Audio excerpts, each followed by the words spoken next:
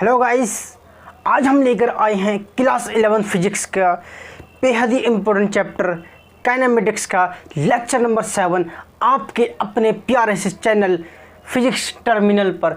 इस चैनल पर हम आपको फिजिक्स की जी मेंस प्लस एडवांस की कंप्लीट तैयारी कराएंगे।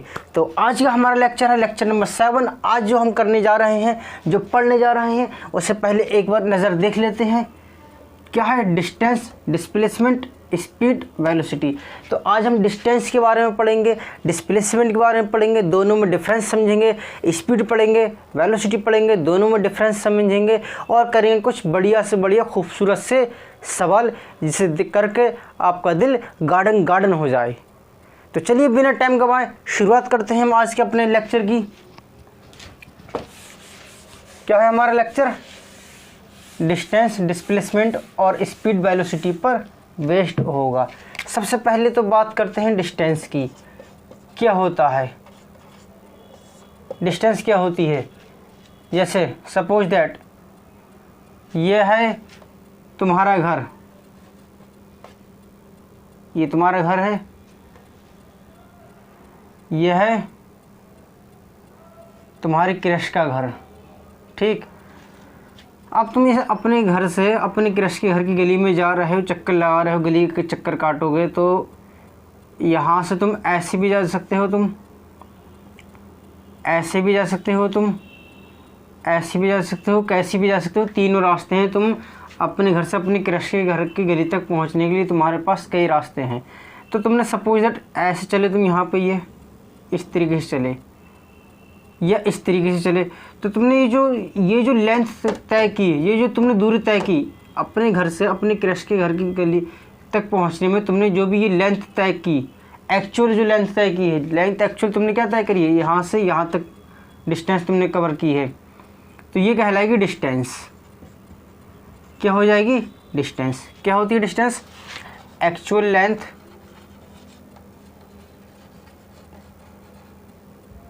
कवर्ड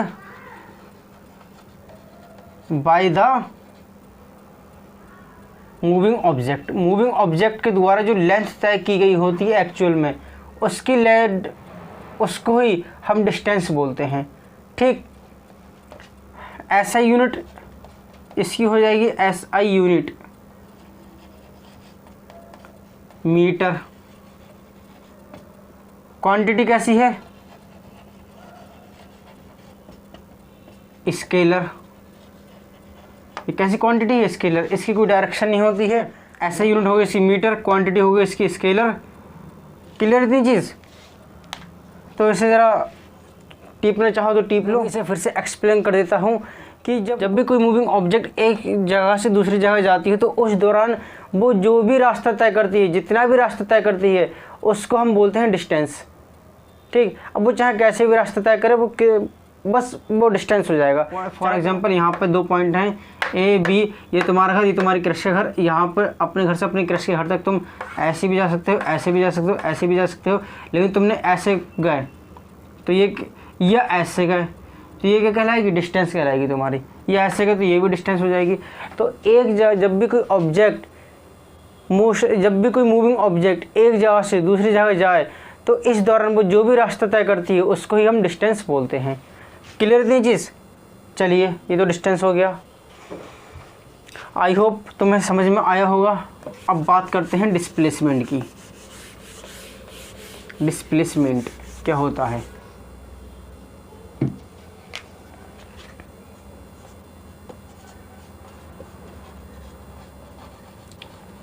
डिस्प्लेसमेंट, देखो यही केस लेते हैं। ये तुम्हारा घर, तुम्हारी क्रश का घर। तुम्हारे घर से तुम्हारी क्रश के घर तक जाने के रास्ते कितने हैं? 3। 1 2 3। तुम नॉर्मल हालात में क्या करते हो? अपने घर से निकलते हो और ऐसे करके जाते हो, कभी कभी ऐसे करके जाते हो, जिससे कि तुम अपनी मम्मी को धोखा दे सको कि हम कहीं और जा रहे हैं। जाना यहाँ पर है लेकिन तुमने धोखा दे दिया कि हम कहीं और जा रहे हैं। Clear?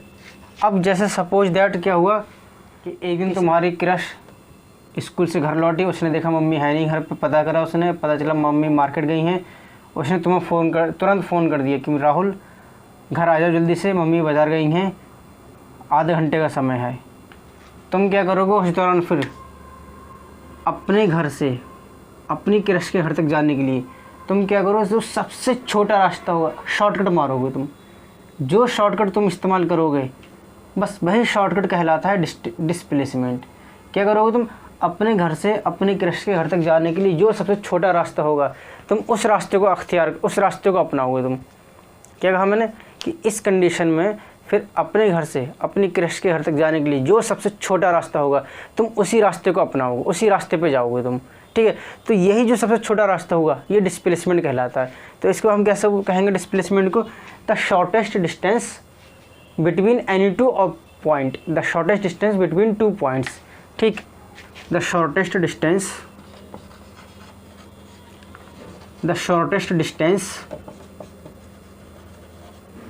Between 2 points is called displacement. इसे हम क्या कहते हैं? इसे हम कहते हैं डिस्प्लेसमेंट। 2 पॉइंट्स के बीच में जो शॉर्टेस्ट डिस्टेंस होती है उसी को ही हम डिस्प्लेसमेंट बोलते हैं। ए और बी के बीच में सबसे छोटी दूरी, देखो तुम अपनी क्रश के घर अब ऐसे भी जा सकते थे, ऐसे भी जा सकते थे, लेकिन तुमने यही रास्ता अपनाया क्योंकि ये क्या है, ये शॉर्टकट है, इससे तुम जल्दी पहुंचोगे और यही क्या हो जाएगा, फिर यही कहलाएगा तुम्हारा डिस्प्लेसमेंट। क्लियर थी चीज़? H.C. वर्मा सर ने लिखा है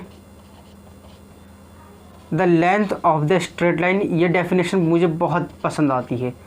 एक्चुअल डेफिनेशन अगर डिस्प्लेसमेंट की कोई लगती है मुझे तो यही लगती है, क्योंकि इस डेफिनेशन से अगर तुम समझ लोगे तो तुम्हारे बहुत सारे कॉन्सेप्ट, अभी बहुत सारे सवाल आएंगे डिस्प्लेसमेंट पर बेस्ड, वो एकदम क्लियर हो जाएंगे, एकदम तुम कर लोगे। तो ये डेफिनेशन मुझे बहुत अच्छी लगती है। वैसे ये भी दे रखी होती, गलत ये भी नहीं है, बट ये ज़्यादा अच्छी लगती है मुझे। The length of the straight line joining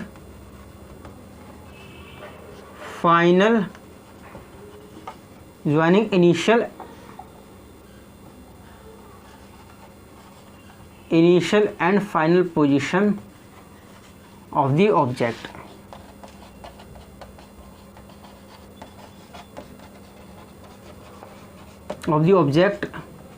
is called as displacement। देखो H.C. वर्मा सर ने जो ये कहा है बहुत खूबसूरत चीज़ कही है। ये जो H.C. वर्मा सर ने डेफिनेशन दी है इस डिस्प्लेसमेंट की, ये तुम्हारे वो 3 जो जादू शब्द होते हैं उससे भी ज़्यादा खूबसूरत है ये। सर कौन से वो जादू शब्द होते हैं? मुझसे बेहतर तुम जानते हो। तो क्या है कि उस स्ट्रेट लाइन की लेंथ को जो कि ऑब्जेक्ट की इनिशियल और फाइनल पोजीशन को जोड़ती हो उसको ही हम डिस्प्लेसमेंट कहते हैं। क्या? फिर से रिपीट करता हूँ कि उस स्ट्रेट लाइन की लेंथ को जो कि किसी ऑब्जेक्ट की इनिशियल और फाइनल पोजीशन को जोड़ती हो उसको ही हम क्या बोलेंगे? डिस्प्लेसमेंट बोलेंगे। हिल्स पे देखा होगा तुमने, हिल्स देखे होंगे, हिल्स पे तो गए होंगे। हिल्स पे क्या होता है, एक पहाड़ी से दूसरी पहाड़ी तक जाने के लिए, जैसे ये पहाड़ी है, ये एक हिल्स है, एक हिल ये है, एक हिल ये है। अब इस हिल से इस हिल तक जाने के लिए कोई डायरेक्ट रास्ता नहीं होता है, बहुत घूम कर आते हैं ये, ऐसे ऐसे ऐसे इस तरीके से, तभी तो हिल पे ज़्यादा समय लगता है ट्रैवल करने में। तो अब देखो ये तो होगी डिस्टेंस, ऑब्जेक्ट ने कैसे दूरी तय करी, ए से बी तक पहुंची, ये इस तरीके से ये, तो ये जो इसने दूरी तय की ये तो कहलाएगी डिस्टेंस की, इतनी दूरी तय की। लेकिन अब H.C. वर्मा सर ने क्या कहा, यहाँ से तुम निकालो डिस्प्लेसमेंट। तो यहाँ से डिस्प्लेसमेंट निकालना लिटिल अबिट ट्रिकी है, लेकिन अगर तुम्हें ये कॉन्सेप्ट क्लियर होगा तो बहुत आसानी से निकल जाएगी। क्या कहा, एक स्ट्रेट लाइन बना लो। क्या चीज़? एक स्ट्रेट लाइन बना लो जो कि ऑब्जेक्ट की इनिशियल और फाइनल पोजीशन को आपस में जोड़ती हो, और उस स्ट्रेट लाइन की लेंथ को ही हम डिस्प्लेसमेंट बोलेंगे। तो अब देखो यहाँ पर ऑब्जेक्ट की इनिशियल पोजीशन ये है, फाइनल पोजीशन ये है, इन दोनों पोजीशन को जोड़ते हुए एक स्ट्रेट लाइन बनाओगे तो वो यही बनेगी, और इसकी लेंथ को ही हम क्या बोलेंगे? डिस्प्लेसमेंट बोलेंगे। बहुत ही खूबसूरत डेफिनेशन दिया है H.C. वर्मा सर ने, तुम्हारे उन 3 जादू शब्दों से ज़्यादा बेहतरीन डेफिनेशन चीज़ है ये। तो आई होप समझ में आई होगी ये। वेक्टर क्वांटिटी होती है, ये होती है वेक्टर क्वांटिटी। इसके पास मैग्नीट्यूड भी होता है, डायरेक्शन भी होती है। कैसी क्वांटिटी है? वेक्टर क्वांटिटी, वेक्टर क्वांटिटी है। मैग्नीट्यूड भी होता है इसके पास और डायरेक्शन भी होती है। एक चीज़ बता दूं यहाँ पर कि डिस्प्लेसमेंट के मैग्नीट्यूड को ही डिस्टेंस कहते हैं। डिस्प्लेसमेंट के मैग्नीट्यूड को डिस्टेंस कहते हैं। ठीक, क्लियर इतनी चीज़। यूनिट जो डिस्टेंस की यूनिट है मीटर, क्लियर इतनी चीज़। चलिए तो इसे नोट कर लें।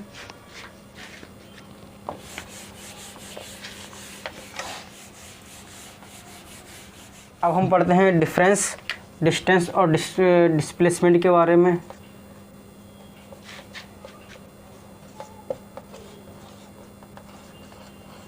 Difference between distance and displacement.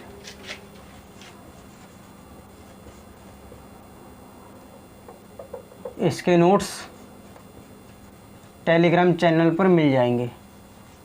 वैसे तुम अपने आप बनाओ, वो ज़्यादा बेहतर है।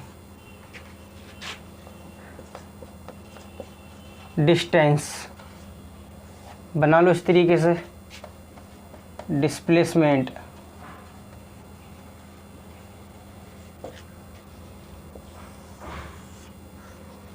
ये तो तुम 9th में पढ़कर आए होगे, लेकिन मुझे कोई मतलब नहीं 9th में पढ़कर आए हो या नहीं पढ़कर आए हो, मैं यहाँ कराता हूँ तुम्हें। डिस्टेंस देखो कैसे होगी, पॉजिटिव क्वांटिटी।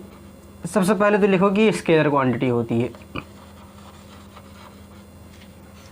ये कैसी होती है? वेक्टर क्वांटिटी होती है। स्केलर है, ये वेक्टर है। ये क्या होगी?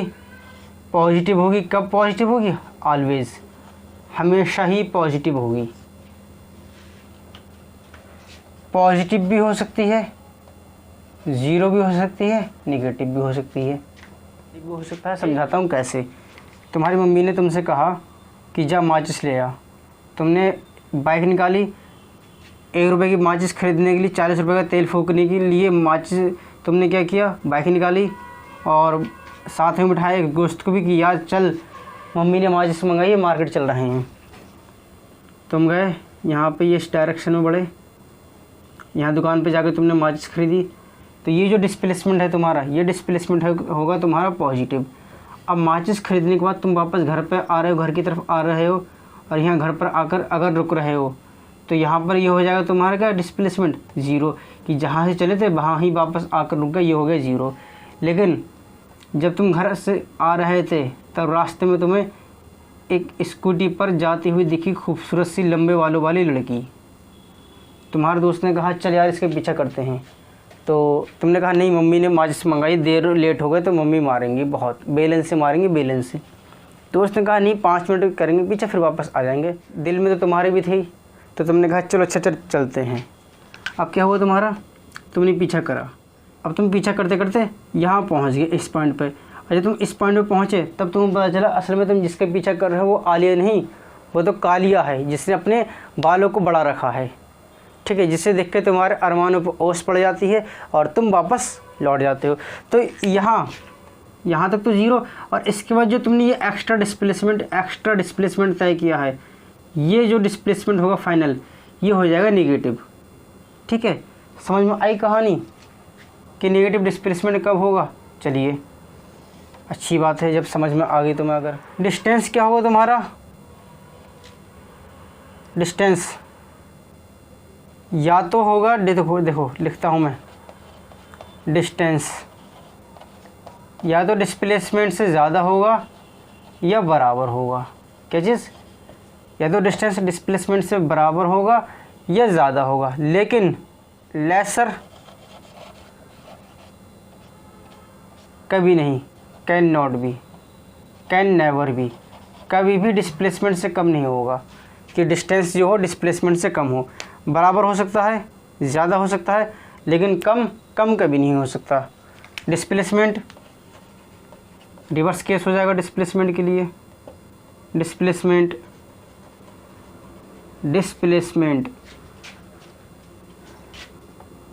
कम हो सकता है, बराबर हो सकता है डिस्टेंस के, लेकिन तुम कहो ज़्यादा हो अगर ये, तो ज़्यादा कभी नहीं हो सकता, नेवर, कभी भी। ठीक, तो डिस्टेंस डिस्प्लेसमेंट से ज़्यादा हो सकता है या बराबर हो सकता है, लेकिन कभी नहीं हो सकता। और डिस्प्लेसमेंट डिस्टेंस से कम हो सकता है, बराबर हो सकता है, लेकिन कभी डिस्प्लेसमेंट डिस्टेंस से ज़्यादा नहीं हो सकता। ठीक है, इतनी चीज़ समझ में आ गई तुम्हें, तो इसे नोट कर लो। फिर नोट कर लिया, चलिए आगे लिखते हैं कुछ और चीज़।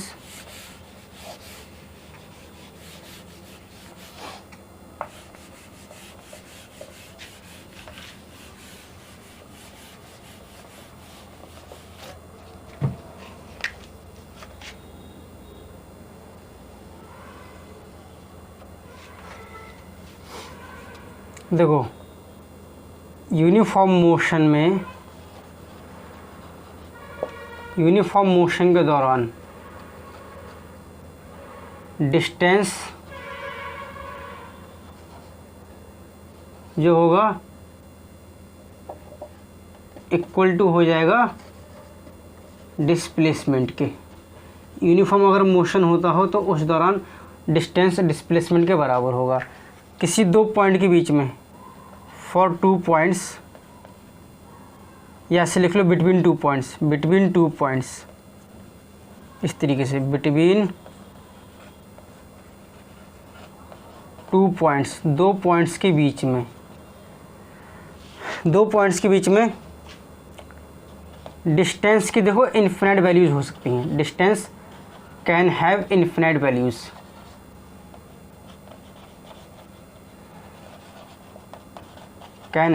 इन्फिनिट वैल्यूज़, लेकिन डिस्प्लेसमेंट जो होगी इसकी यूनिक वैल्यू होगी।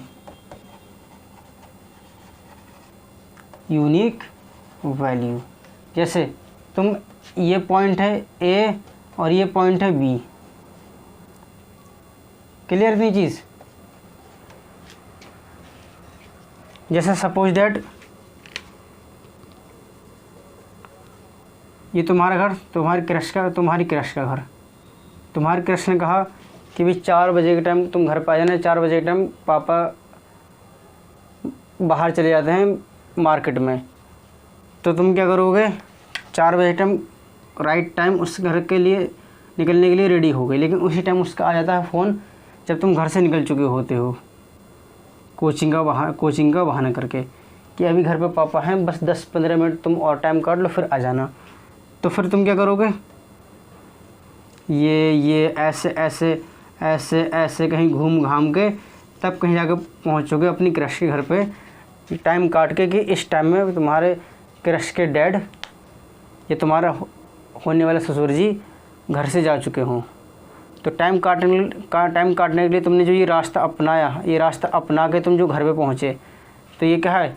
डिस्टेंस है। अच्छा, अभी डिस्टेंस की वैल्यू बहुत सारी हो सकती हैं, ऐसी भी हो सकती हैं, तुम इसे थोड़ा कट शॉर्ट कर दो और कम कर दो और ऐसे पहुंच जाओ, तो ये भी हो सकती है डिस्टेंस की वैल्यू। या ऐसे इस तरीके से यहाँ पहुंच जाओ, ये भी डिस्टेंस की वैल्यू हो सकती है। तो डिस्टेंस की वैल्यू बहुत सारी हो सकती हैं किन्हीं भी दो पॉइंट के बीच में। लेकिन जब यहाँ पर ही वो अगर फ़ोन कर दे कि जल्दी से घर आओ, मम्मी मार्केट गए हुई हैं, बस हमारे पास 30-35 मिनट का समय ही है, तब तुम क्या करते हो? बहुत शॉर्ट समय में जाने की कोशिश करते हो और तभी रास्ता अपनाते हो। तो इस दौरान देखो, शॉर्टकट अपनाने के लिए तुम्हारे पास सिर्फ एक ही शॉर्टकट होगा। तो यही जो शॉर्टकट है, इसी को हम डिस्प्लेसमेंट बोलते हैं। और इसीलिए देखो, डिस्प्लेसमेंट की वैल्यू कैसी होती है? यूनिक वैल्यू होती है। ठीक, इतनी चीज़ समझ में आई? नोट करो ज़रा इसे। समझ में आई? क्लियर? अच्छी तरीके से। चलिए अब हम करते हैं इस पर बेस्ड कुछ सवाल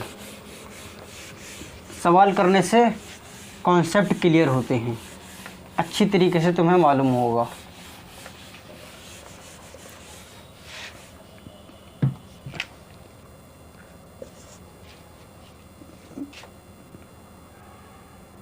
कोई एक पार्टिकल है इस समय यहाँ पर है, इसका पोजीशन वेक्टर कितना है, r1 है। थोड़ी देर बाद ये पहुँच कर यहाँ पहुँच जाता है थोड़ी देर बाद ये, और इसका पोजीशन वेक्टर होता है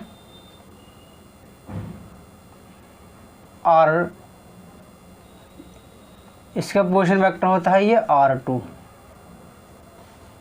दोनों पोजीशन वेक्टर बीच में एंगल कितना है, थीटा है। तब तुम्हें निकालना है डिस्प्लेसमेंट। ठीक,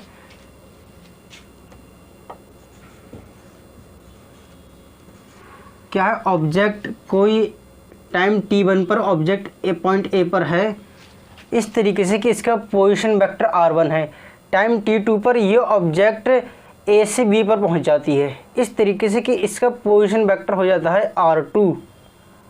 ठीक, तब तुम्हें क्या करना है, ये जो डिस्प्लेसमेंट है, डिस्प्लेसमेंट की वैल्यू निकालना होगी। तो डिस्प्लेसमेंट कैसे निकालोगे, मान लेते हैं यहाँ से यहाँ तक AB जो डिस्प्लेसमेंट आया है वो डेल r है। तो अब यहाँ से देखो ट्रायंगल लॉ यूज़ करो तो vector r1 plus vector del r हो जाएगा वेक्टर r2। तो डेल r वेक्टर हो जाएगा वेक्टर r2 माइनस का वेक्टर r1। इसका मैग्नीट्यूड निकालेंगे तो कितना हो जाएगा magnitude, r2 square plus r1 square minus का 2r2 r1, और एंगल कितना था बीच में, थीटा, तो हो जाएगा कॉस थीटा। ठीक, तो डेल r कितना हो गया, r2 square plus r1 square minus का 2 of r2 r1 cos theta. ये हो गया डिस्प्लेसमेंट। नोट इट डाउन, कर लो जरा इसे। कर लिया, चलिए एक सवाल और कराते हैं तुम्हें डिस्प्लेसमेंट पर ही।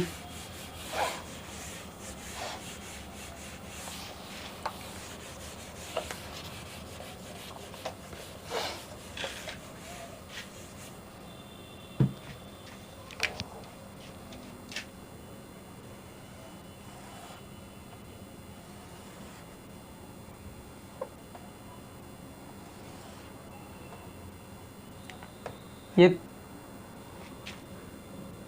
कार्टेशियन प्लेन दे रखा है 3 डायमेंशन में।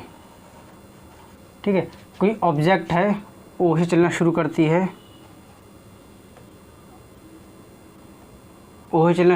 है, इस तरीके से। ठीक, और ए तक पहुंचती है, ओ से ए तक चल रही है सेमी सर्कुलर पाथ में, कि जिसकी की रेडियस है r। क्या है सवाल में कि जो सेमी सर्कुलर पाथ है, semi circular path O A dash A semi circular path, इसकी जो रेडियस है वो है r। ठीक है, इसके बाद ये ऑब्जेक्ट ए से बी तक चलती है और दूरी तय करती है r और z एक्सिस के पैरेलल। फिर यह करती है ए से चलती है, r डिस्टेंस तय करती है पैरेलल टू z एक्सिस, और उसके बाद क्या करती है ये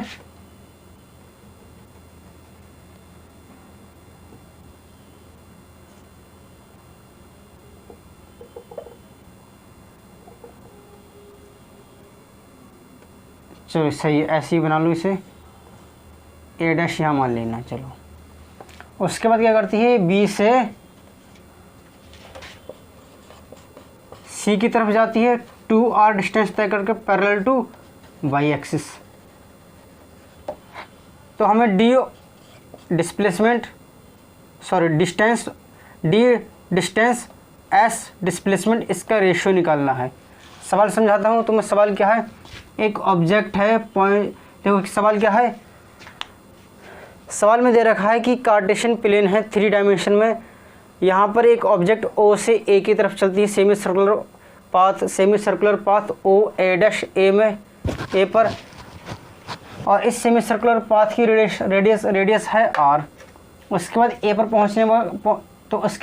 पहुंचने के बाद ऑब्जेक्ट बी ए से बी की तरफ जाती है और आर डिस्टेंस की दूरी तय करती है। उसके बाद बी से सी की तरफ जाती है 2r डिस्टेंस दूरी तय करके। आर जो है वो जेड एक्सिस के पैरेलल है, 2r जो है ये बी सी ये वाई एक्सिस के पैरेलल है। हमें डिस्टेंस और डिस्प्लेसमेंट के बीच में रेशियो निकालना है। तो सबसे पहले तो निकालो डिस्टेंस। डिस्टेंस क्या होगी? डिस्टेंस क्या होता है? Length of the actual path covered. जितने भी पाथ कवर किया गया है उसकी लेंथ को ही हम डिस्टेंस कहते हैं। तो डिस्टेंस की लेंथ कितनी हो गई? ये है, चली ऑब्जेक्ट यहाँ तक पहुँची डिस्टेंस 1, फिर ये चली यहाँ से यहाँ तक डिस्टेंस 2, फिर ये यहाँ से यहाँ तक चली डिस्टेंस 3। तीनों डिस्टेंस को ऐड कर दोगे, तीनों ही लेंथ को ऐड कर दोगे, टोटल डिस्टेंस मिल जाएगी। तो डिस्टेंस यहाँ पर हो जाएगी pi into R plus R plus 2r। ये सेमी सर्कुलर पाथ की लेंथ तो हो गई पाई आर, ये हो गई आर और ये हो गई 2r। बस सिंपल है ये। पाई आर प्लस 2r कितना हो जाएगा? यहाँ से pi R plus 3r common लोगे r तो कितना बचेगा? Pi plus 3 into R. ये तो होगी डिस्टेंस, यानी डी से हमने इसे शो कर दिया। डिस्प्लेसमेंट कितना हो जाएगा? डिस्प्लेसमेंट निकालने के लिए हमें डिस्प्लेसमेंट क्या है मैंने अभी बताया था मैं, और इसीलिए मैंने कहा भी था कि H.C. वर्मा सर ने जो कॉन्सेप्ट दिया है डिस्प्लेसमेंट का वो बहुत खूबसूरत है कि length of the straight line उस स्ट्रेट लाइन की लेंथ जो कि इनिशियल और फाइनल पोजीशन को जोड़ दे, बस वही डिस्प्लेसमेंट कहलाएगी। तो इनिशियल पॉइंट और फाइनल पॉइंट ये है, इसको जोड़ दो तुम, डिस्प्लेसमेंट वेक्टर होता है, वेक्टर क्वांटिटी है, तो ये भी एक वेक्टर बनेगा। अब इस वेक्टर को तुम निकालो, क्या वेक्टर होगा? ये क्या वेक्टर है? ओसी वेक्टर। एस वेक्टर जो हो गया ओसी वेक्टर के बराबर हो गया। अब ओसी वेक्टर होगा क्या? ये वेक्टर क्या है? 3 डायमेंशनल स्पेस में है। तो तुम इसको लिखोगे कार्टेशियन कंपोनेंट फॉर्म में लिखोगे, तो कार्टेशियन कंपोनेंट फॉर्म में लिखने के लिए तुम्हारे पास एक्स कंपोनेंट, वाई कंपोनेंट और जेड कंपोनेंट होना चाहिए। तो एक्स कंपोनेंट इसका क्या होगा? ये दूरी। वाई का कंपोनेंट हो जाएगा इसका ये दूरी, और जेड कंपोनेंट ये दूरी। तो एक्स कंपोनेंट तो हो गई इसी क्या चीज़ 2r, तो ये हो जाएगा 2r आई कैप। वाई कंपोनेंट उसका क्या हो जाएगा? ये हो जाएगा ये 2r जे कैप, और जेड कंपोनेंट ये हो जाएगा कितना? r cap. क्लियर दीजिए। अब इस डिस्प्लेसमेंट का मैग्नीट्यूड निकाल लो। तो डिस्प्लेसमेंट का मैग्नीट्यूड कैसे निकालोगे तुम? S इज इक्वल टू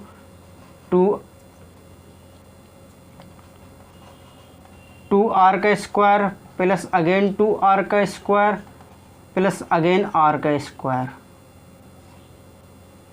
कितना हो जाएगा ये? 4r square plus 4r square plus r square कितना होगा? 9r square. 9r स्क्वायर के रूट लोगे कितना आ जाएगा? 3r आ जाएगा S। अब d ओवर s निकालना है तुम्हें। निकालना क्या है? d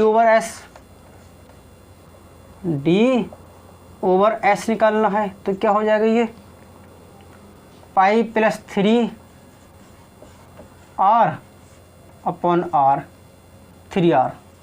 तो r से r कैंसिल, तो d ओवर s हो गया पाई प्लस 3 अपॉन 3। ये रेशियो हो जाएगा। नोट करो इसे ज़रा।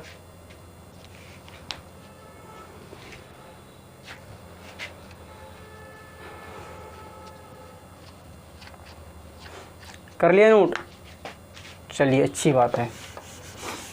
अगला सवाल कराते हैं। डिस्टेंस और डिस्प्लेसमेंट पर बेस्ड कॉन्सेप्ट को मजबूत करेगा ये सवाल भी। डिस्टेंस का कॉन्सेप्ट है टोटल लेंथ, जितनी भी लेंथ तय करी वो डिस्टेंस। और डिस्प्लेसमेंट का कॉन्सेप्ट क्या है? इनिशियल और फाइनल पोजीशन को जोड़ने वाली स्ट्रेट लाइन की लेंथ। बस ये डिस्प्लेसमेंट का कॉन्सेप्ट है। दोनों कॉन्सेप्ट पकड़ो और सवाल सॉल्व करते हुए चलो। अब जैसे ये है तुम्हारा एक से सर्कुलर पाथ है, ये सर्कुलर ट्रैक है, ठीक, जिसकी रेडियस है r,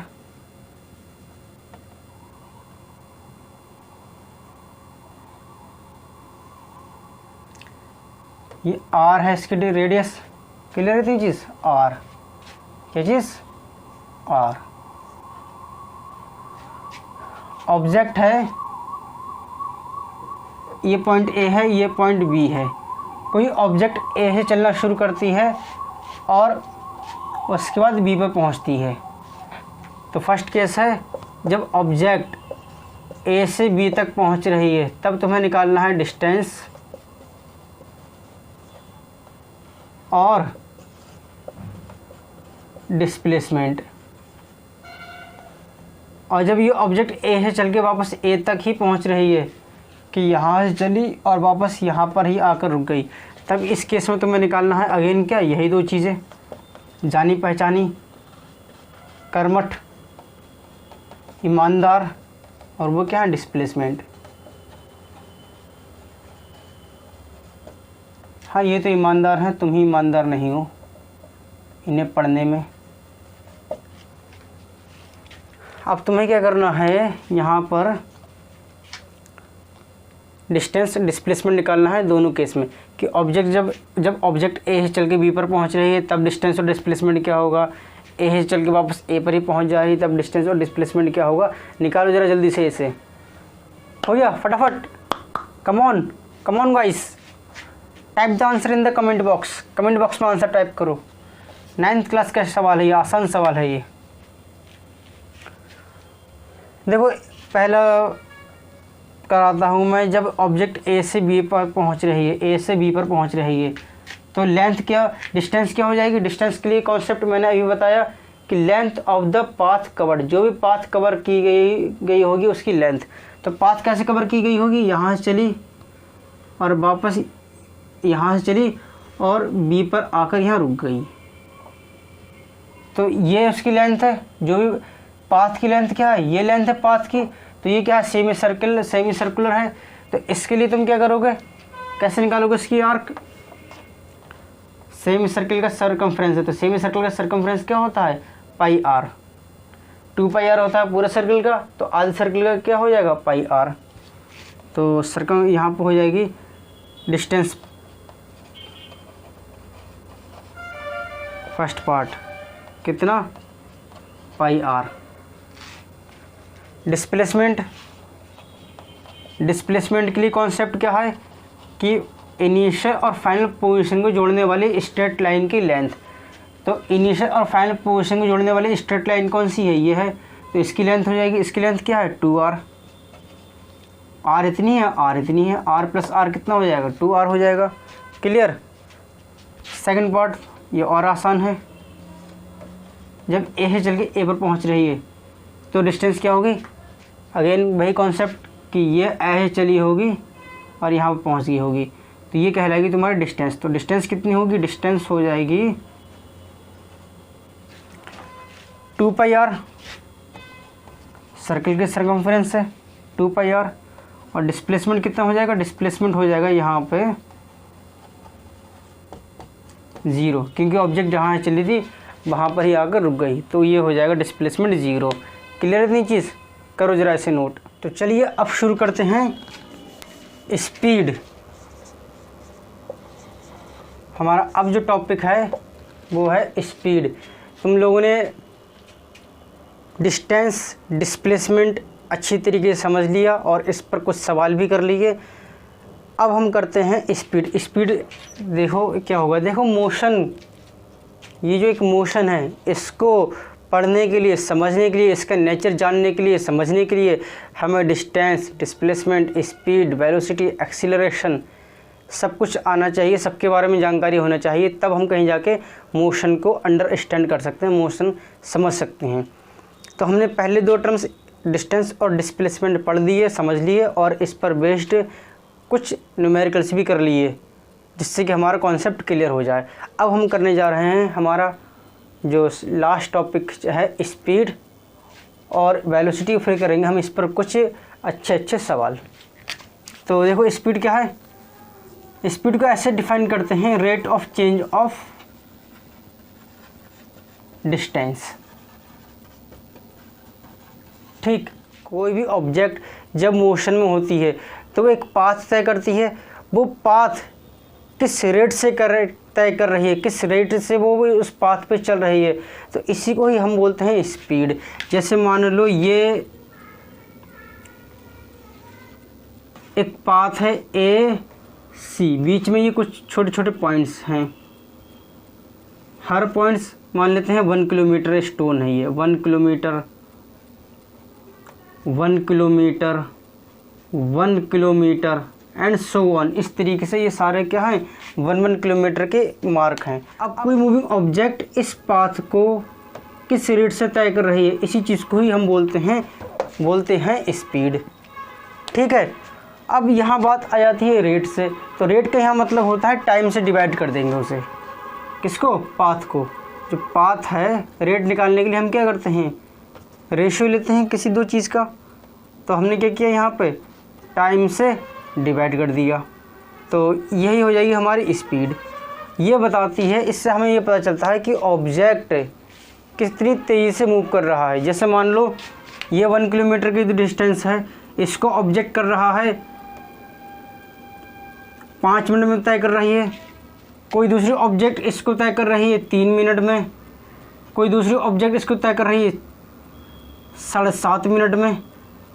ठीक है, तो अब इससे क्या है, ये जो रेट है, ये रेट है इनका कि 1 किलोमीटर में ये 5 मिनट में तय कर रही है, ये 1 किलोमीटर 3 मिनट में तय कर रही है, ये 1 किलोमीटर 7.5 मिनट में तय कर रही है। यानी इससे क्या पता चला, इससे यहाँ की इनकी स्पीड निकल गई। तो इससे हमें इन तीनों ही ऑब्जेक्ट्स का मोशन के बारे में पता चल जाता है कि कौन सा ऑब्जेक्ट तेज़ चल रहा है, कौन सा ऑब्जेक्ट हल्के चल रहा है। क्लियर हो रहा है तुम्हें ये सारी चीज़ें। तो बस यही होता है स्पीड के rate of change of distance. Denote किससे करेंगे इसे हम, v से। वेलोसिटी को भी करते हैं, इसको भी करते हैं, v से ही डिनोट करेंगे। कैसी क्वांटिटी है, स्केलर क्वांटिटी है। कैसी क्वांटिटी है ये स्केलर क्वांटिटी है। क्लियर इतनी चीज़। यूनिट क्या हो जाएगी इसकी, SI यूनिट हो जाएगी इसकी मीटर पर सेकंड। मीटर पर सेकंड SI यूनिट क्या हो जाएगी इसकी, मीटर पर सेकंड। क्लियर है ये चीज़।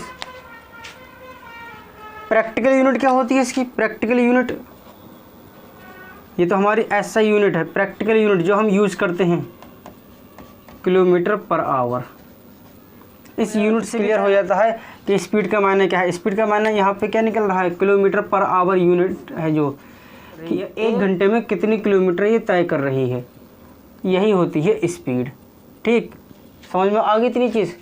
अब स्पीड भी तुम्हारी कई तरीके की हो जाएगी।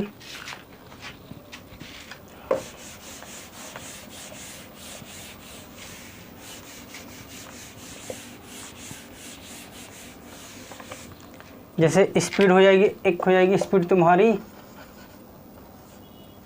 Average speed,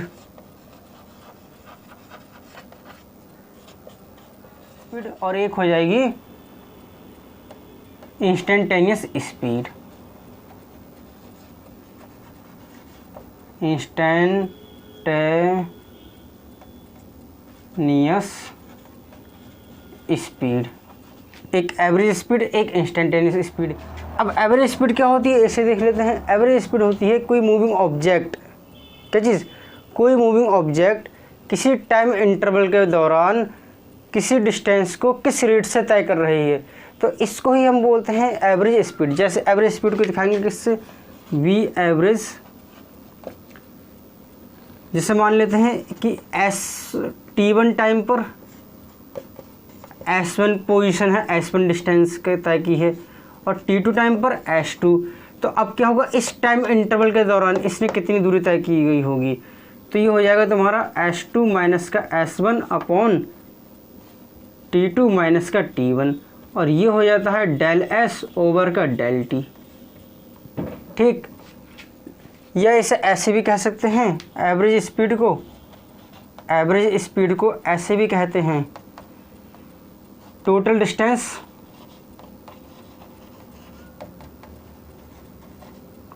upon total time. कि टोटल डिस्टेंस किसी ऑब्जेक्ट ने जो तय की होगी, कि जैसे मान लेते हैं यहाँ से ये ऑब्जेक्ट ने चलना शुरू किया, ये पॉइंट है ए, ये पॉइंट है बी, अब यहाँ से यहाँ तक जाने के लिए ऑब्जेक्ट पहले ऐसे गई, फिर हो सकता है इधर को गई होगी, फिर हो सकता है ऐसे गई हो, फिर ऐसे गई हो, फिर ऐसे गई हो, फिर ऐसे गई हो, फिर ऐसे, फिर फाइनली यहाँ पर आ गई। तो अब देखो ये टोटल डिस्टेंस क्या है, ये डिस्टेंस, ये डिस्टेंस, ये डिस्टेंस, ये तो टोटल डिस्टेंस हो गई। S1, S2, S3, S4, S5, S6, S7, S8। तो टोटल डिस्टेंस क्या हो गई, S1 plus S2 plus S3 plus S4 plus S5 plus S6 plus S7 plus S8 upon, और इन डिस्टेंस को तय करने में उससे लगा हुआ टाइम मान लेते हैं T1, T2, T3, T4, तो इस तरीके से एंड सो ऑन। तो T1 plus T2 plus T3 plus T4 plus T5 plus dash plus T8। तो ये जो होगी total distance upon total time, इसी के रेशियो को ही हम बोलते हैं एवरेज स्पीड। क्लियर हो रहा है इतनी चीज़ तुम्हें ये कि एवरेज स्पीड क्या होगी। एवरेज स्पीड क्या होती है, किसी टाइम इंटरवल के दौरान ऑब्जेक्ट ने कितनी दूरी तय की गई होगी, इसी को ही हम एवरेज स्पीड बोलते हैं। जैसे मान लो ऑब्जेक्ट जब एक जगह से दूसरी जगह जा रही है, एक शहर से दूसरे शहर जा रही है, मान लेते हैं एक शहर ये है A, एक शहर है तुम्हारा ये B, ठीक है। अब ये पूरा रास्ता है इन दोनों के बीच में, तुम अपना गांव मान सकते, अपना शहर, अपने पड़ोस का शहर या कस्बा मान सकते हो, गांव मान सकते हो। मैं यहाँ अपने यहाँ के शहर या कस्बे के नाम से या गांव के नाम से लिखूँगा, तुम्हें समझ में भी फील नहीं आएगा। तुम अपने अपने हिसाब से फील से रिलेट कर लेना। कोई बेंगलोर रहने वाला, बेंगलोर के बराबर में कोई शहर है वो यहाँ लिख ले, बेंगलोर प्लस और ये शहर। तो अब देखो ऑब्जेक्ट जब यहाँ से यहाँ जा रही है, तो मान लेते हैं किसी एक टाइम पर, मान लेते हैं यहाँ पर, मान लेते हैं यहाँ पर उसकी स्पीड हो सकता है कितनी हो, 50 किलोमीटर पर आवर हो, और यहाँ पहुँचने के बाद उसकी स्पीड हो गई हो सकता है 60 किलोमीटर पर आवर हो गई हो, ठीक है। यहाँ जब ऑब्जेक्ट पहुँची हो तो उसे यहाँ से निकले हुए 2 घंटे हो गए हों, और जब ऑब्जेक्ट यहाँ पहुँची हो तो हो सकता है यहाँ से निकले हुए उसे कितना टाइम हो चुका हो, 7 घंटे हो चुके हों, ठीक। तो अब जब हम एवरेज स्पीड निकालेंगे तो हम क्या करेंगे, यहाँ से इस टाइम इंटरवल में ऑब्जेक्ट ने जितनी भी दूरी तय की होगी उसको ही हम इस ऑब्जेक्ट की एवरेज स्पीड बोल देंगे, ठीक। क्लियर हुआ इतनी चीज़।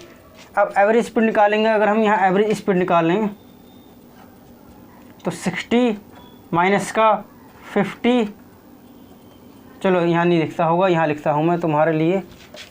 तो एवरेज स्पीड अब हम निकालें इस इंटरवल में, यहाँ से लेके यहाँ तक एवरेज स्पीड निकाल लें तो कितनी होगी, 60 माइनस का 50 अपॉन 7 माइनस का 2 कितना हो गया, 10 अपॉन 5, 2 किलोमीटर पर आवर।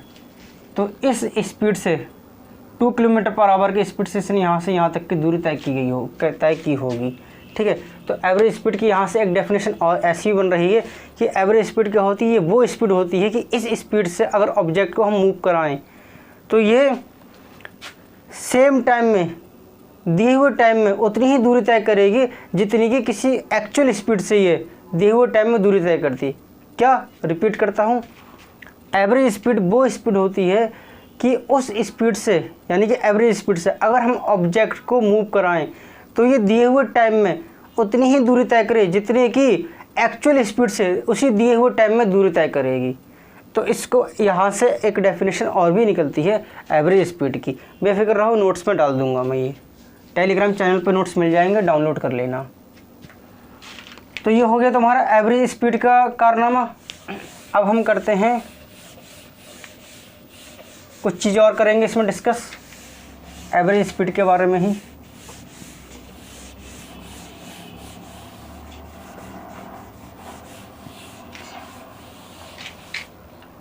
तो जैसे मान लो ऑब्जेक्ट ने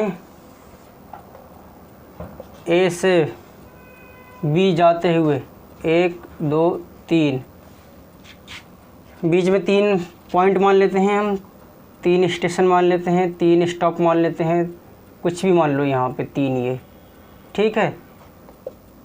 ये दूरी S1, ये दूरी S2 और ये दूरी हो गई इसकी S3, T1 टाइम में दूरी तय करी, T2 टाइम में दूरी तय करी, T3 टाइम में दूरी तय करी। तो एवरेज स्पीड यहाँ पे क्या हो जाएगी, एवरेज स्पीड क्या होती है, टोटल डिस्टेंस। एवरेज स्पीड क्या है, total distance upon total time.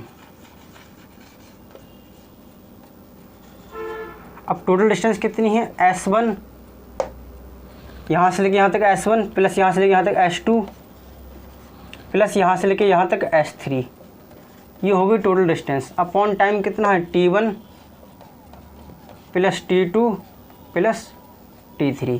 इस तरीके से हम एवरेज स्पीड निकालते हैं। इम्पोर्टेंट है ये फार्मूला, ये फार्मूला इम्पोर्टेंट है, कॉन्सेप्ट तुम्हारा ये इम्पोर्टेंट है, इस कॉन्सेप्ट को याद रखना। ठीक है, कर लो इसे ज़रा सॉल्व नहीं, नोट कर लो, नोट करो इसे। ये कॉन्सेप्ट बहुत स्ट्रॉन्ग है, ये कॉन्सेप्ट बहुत इम्पोर्टेंट है तुम्हारे लिए। इस पर बेस्ड सवाल आते हैं मेंस में, नीट में भी इस कॉन्सेप्ट पर बेस्ड सवाल आते हैं, और बहुत सवाल आते हैं। तुम देखना मैं कराऊंगा भी इसमें के सवाल।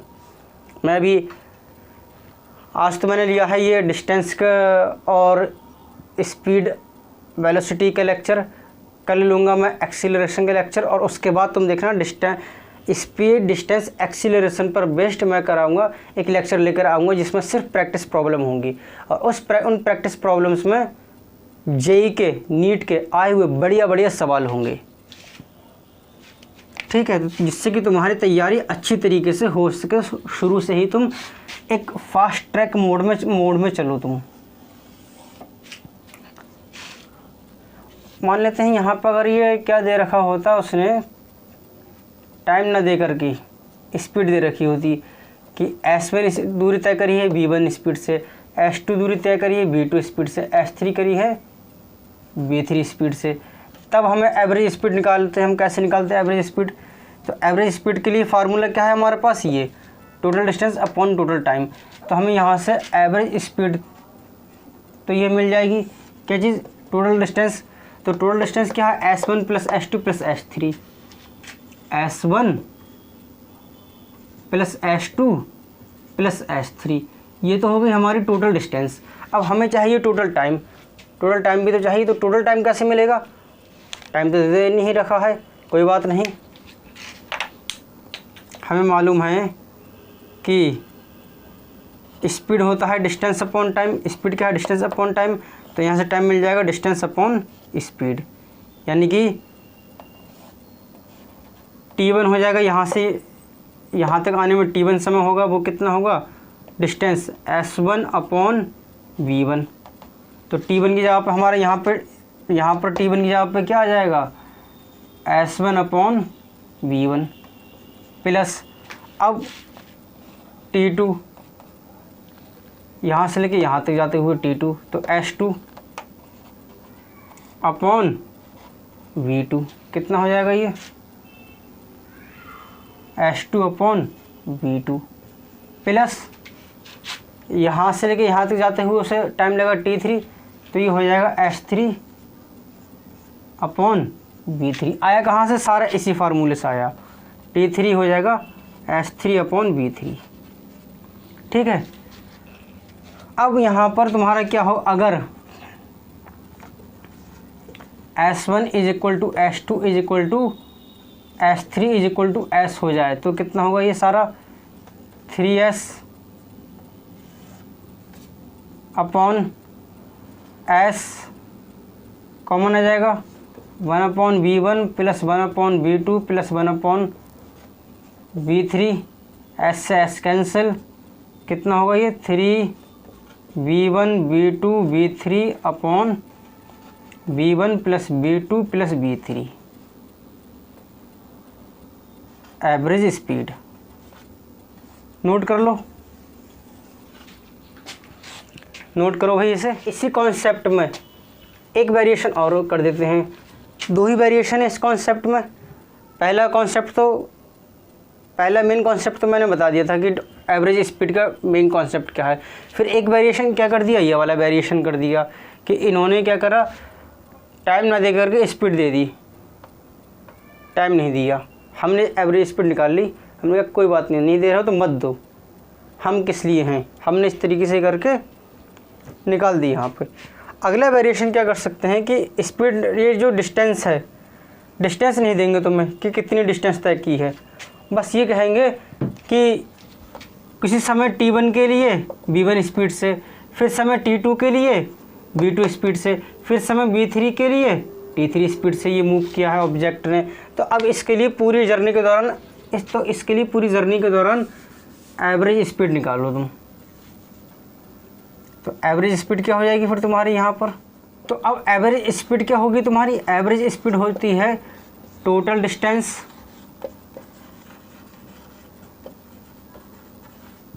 Upon total time. Total distance upon total time. तो टोटल डिस्टेंस कितनी होगी नहीं दे रखी है, हम क्या करेंगे लेकिन निकाल लेंगे यहाँ से। क्या फार्मूला है? Speed is equal to distance upon time. तो यहाँ से टाइम डिस्टेंस हो जाएगी, यहाँ से डिस्टेंस हो जाएगी T, D is equal to S into T. ठीक है, तो ये फार्मूला यूज़ करेंगे। तो S1 हो जाएगा V1 T1, S2 हो जाएगा V2 T2 और S3 हो जाएगा V3 T3। तो एवरेज स्पीड क्या होगी यहाँ से? S1 plus S2 plus S3 upon T1 plus T2 plus T3। मान लेते हैं T1 समय में इसने V1 स्पीड से S1 की दूरी तय की है, T2 समय में V2 स्पीड से S2 की दूरी तय की है, T3 समय में T3 समय में V3 स्पीड से S3 दूरी तय की है। तो ये हो गया S1 plus S2 plus S3। अब टाइम क्या है हमारे पास? अब स्पीड, ये डिस्टेंस क्या है हमारे पास? डिस्टेंस ये है V1 T1 plus V2 T2 plus V3 T3 upon time क्या हो जाएगा? टाइम ये हो जाएगा कि T1 वो तो दे रखा है T2 प्लस T3। ठीक, ये एवरेज स्पीड हो जाती है तुम्हारी। इफ़ अगर T1 is equal to T2 is equal to T3 is equal to T, तो एवरेज स्पीड हो जाएगी फिर तुम्हारी उस केस में V1 प्लस V2 प्लस का V3 और T यहाँ से कॉमन आएगा और अपॉन में हो जाएगा 3T, T से T कैंसिल। तो यहाँ पर हो जाएगा, यहाँ लिख देता हूँ मैं, यहाँ है जगह कि एवरेज स्पीड फिर हो जाएगा इस केस में, average speed is equal to V1, दिख रहा है तुम्हें ये V1 plus V2 plus V3 upon 3। ठीक, तो यह वेरिएशन हो जाता है तुम्हारा एवरेज स्पीड में। जो दो वेरिएशन थे वो मैंने यहाँ तुम्हें बता दिए, और इन पर बेस्ड सवाल भी बहुत ज़्यादा आते हैं। तुम्हारे पास अगर कोई स्टैंडर्ड बुक्स हो तो तुम देखना, स्टैंडर्ड बुक हो देखना, उसमें इस कॉन्सेप्ट पर बेस्ड बहुत सवाल होंगे। नहीं है बुक, कोई बात नहीं, टेंशन मत लो, मैं तुम्हें DPP दे रहा हूँ, उसमें देखना इन पर बेस्ड मैं अच्छे खासे सवाल दूंगा तुम्हें। सब JEE मेंस और नीट लेवल के होंगे, एडवांस लेवल के होंगे, बढ़िया सवाल होंगे। चलिए इसे नोट करो।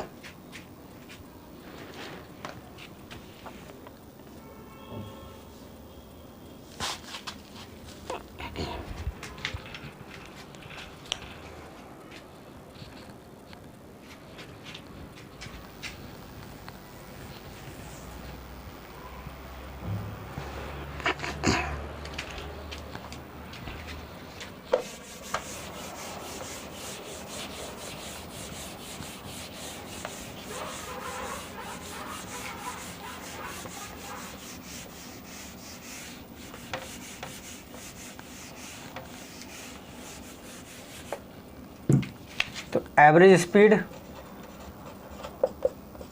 S2 माइनस का S1 क्या बना? S2 माइनस का S1 अपॉन T2 माइनस का T1, ये एवरेज स्पीड बनी। ठीक है, A B इस पॉइंट से इस पॉइंट के बीच में एवरेज स्पीड बनी। अभी मैंने कराया 2 किलोमीटर पर आवर आ रही थी। एक सवाल है, क्या इस 2 किलोमीटर पर आवर से तुम बता सकते हो कि ऑब्जेक्ट की स्पीड जो है यहाँ से लेके यहाँ तक यही रही होगी? जाहिर सी बात है नहीं रही होगी। हो सकता है कहीं पर बढ़ भी गई हो स्पीड, हो सकता है कहीं घट भी गई हो।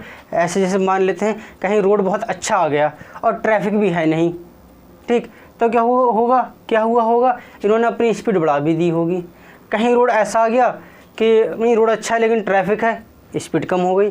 कहीं ट्रैफिक नहीं है लेकिन रोड ऐसा है जिसमें कि खड्डे पड़े हुए हैं, रोड ख़राब है, तो स्पीड कम हो गई। तो ये स्पीड कहीं कम भी होगी, यहाँ से लेके यहाँ तक कहीं कम भी होगी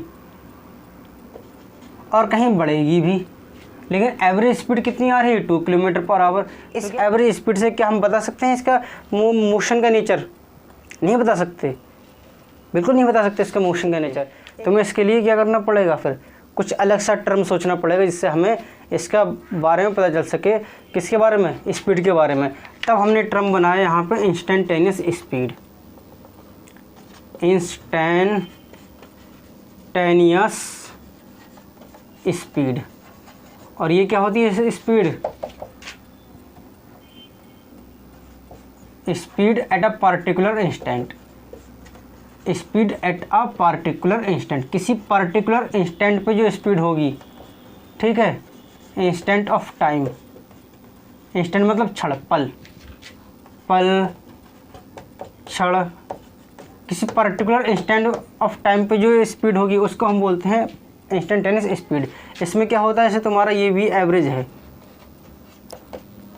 S2 माइनस का S1 अपॉन T2 माइनस का T1। अब तुम क्या करो, ये T2 माइनस T1 बहुत कम करते चले जाओ। बहुत कम कैसे करोगे तुम?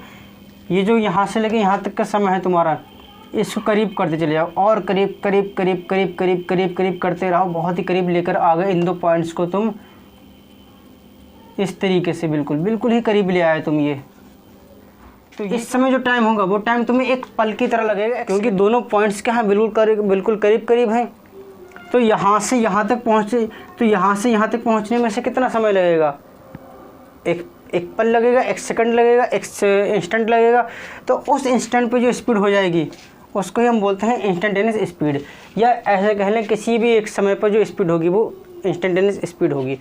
जैसे 10 बजे से 11 बजे के दौरान ऑब्जेक्ट, कोई ट्रेन है, 10 बजे से 11 बजे के दौरान अगर कोई ट्रेन चल रही है 30 किलोमीटर/आवर से, तो इसका मतलब क्या है, ये बता रहे हैं हम एवरेज स्पीड। क्योंकि ये पूरा क्या हो गया, इस दौरान पूरा 1 घंटा हो गया। 1 घंटे के दौरान स्पीड ज़्यादा भी हुई होगी, कम भी हुई होगी। लेकिन जब मैं कहूँ 10:11 पर जो स्पीड है वो है 30 किलोमीटर/आवर। तो ये है तुम्हारी इंस्टेंटेनियस स्पीड। किस तरीके से? तो अब यहाँ पे देखो, मैंने यहाँ पे जो एग्जांपल तुम्हें दिया था कि इन दो टाइम इंटरवल को कम करने के लिए तुमने इन दो पॉइंट्स को आपस में बेहद ही क्लोज कर दिया, बेहद ही कम कर दिया।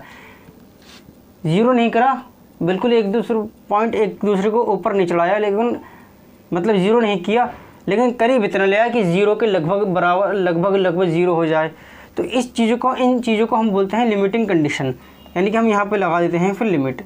तो ये हो जाएगा limit del t tends to 0, del s over del t, और v एवरेज हो जाएगा फिर तुम्हारा ds ओवर dt। क्लियर इतनी चीज़? जल्दी से नोट करो।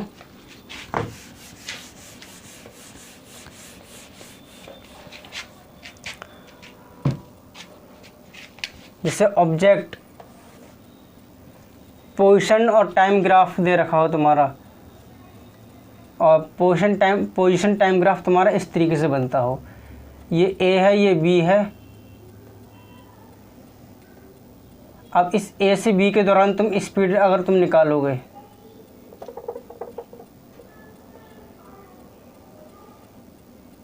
ये A है, ये B है, तो मैं यहाँ पे क्या करोगे, अब तुम x1 t1 यहाँ कोऑर्डिनेट है ये इसके, और ये है x2 और t2 कोऑर्डिनेट। अब तुम्हें निकालना है एवरेज स्पीड। तो एवरेज स्पीड क्या होगी तुम्हारी? यहाँ से एवरेज स्पीड के लिए क्या करोगे तुम, एक परपेंडिकुलर यहाँ से ड्रॉप करा x एक्सिस पे, एक यहाँ से y एक्सिस पे, एक यहाँ से ड्रॉप करा तुमने, एक परपेंडिकुलर यहाँ से ड्रॉप करा x एक्सिस पे, एक परपेंडिकुलर यहाँ से ड्रॉप करा x एक्सिस पे, एक यहाँ से करा y पर, एक यहाँ से करा y पर, और इसे यहाँ आगे बढ़ा दिया। ये एंगल है, दोनों के बीच में थीटा एंगल है। अब तुम क्या करोगे, यहाँ पे ये क्या आया, एवरेज स्पीड क्या है, D S over D T, यानी कि ये क्या स्लोप भी तो है, ये इस लाइन का स्लोप भी तो है। तो कैसे निकालोगे यहाँ पे फिर, x2 माइनस का x1 अपॉन t2 माइनस का t1। अब इन दो पॉइंट को करीब करते चले जाओ, करीब करते चले जाओ, करीब करते चले जाओ, तो तुम्हारा क्या हो जाएगा यहाँ पे, ये एक पॉइंट ऐसा मिलेगा कि दोनों पॉइंट इतने करीब आ चुके होंगे कि ये जो सीकेंट था ये क्या बन जाएगा, टेंजेंट बन जाएगा। तो इस टेंजेंट का जो स्लोप होगा वो फिर तुम्हें क्या देगा, इंस्टेंटेनियस स्पीड देगा, क्योंकि फिर वो देखो एक इंस्टेंट पर स्पीड बता रहा होगा। तो v इंस्टेंटेनियस यहाँ बन जाएगी तुम्हारे यहाँ पर ds ओवर dt। क्लियर ये चीज़ समझ में आ रही है, ये एवरेज स्पीड समझ में आ रही है तुम्हारी, ये इंस्टेंटेनियस स्पीड। क्लियर है इतनी चीज़। चलिए फिर तो बढ़िया बात है जब समझ में आ गई तुम्हें।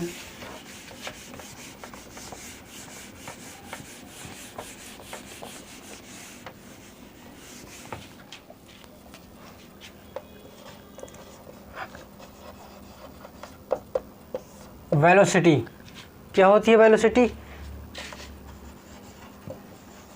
Rate of change of displacement.